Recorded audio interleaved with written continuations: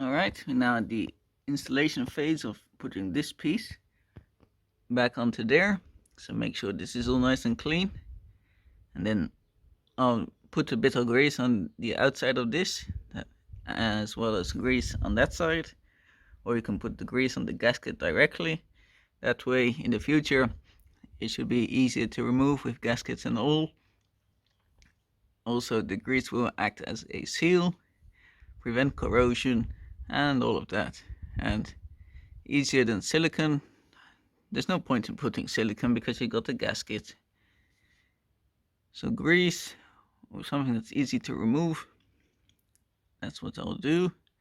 And also, when you're reinstalling it, don't forget to put your footrest back up. Otherwise, you can redo that. That one comes into this hole here.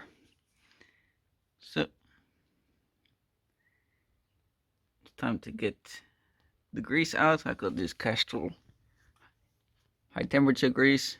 I like to use Castrol grease for this. And that's all. You can see the filter is back in place. And then you have to make sure that the gears inside line up here. It has to line up with this piece here and in the correct spot. So if you're in neutral on the selector, make sure this one here is in neutral, or PTO, whichever selector you got for either the tractor speed, which is the wheel speed, or the engine speed. Oh, my gaskets are blowing away. So come back here, please. So I do have some spare gaskets, what another said. So if the hydraulic filter needs changing in the future or servicing, you got a new gasket if it doesn't blow away before that. Alright, so it's been put into place. I found it's easiest to install it in neutral. Just put in 2 bolts loosely. Make sure that when you go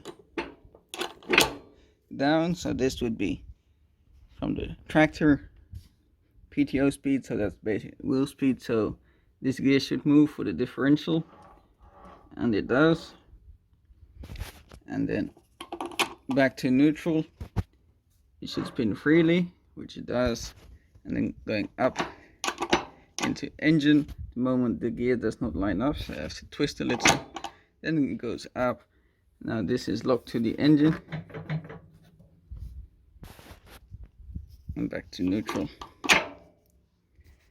Alright, now we can put the bolts in. So there's one long bolt, which is for here to join the footrest to. Don't forget that one.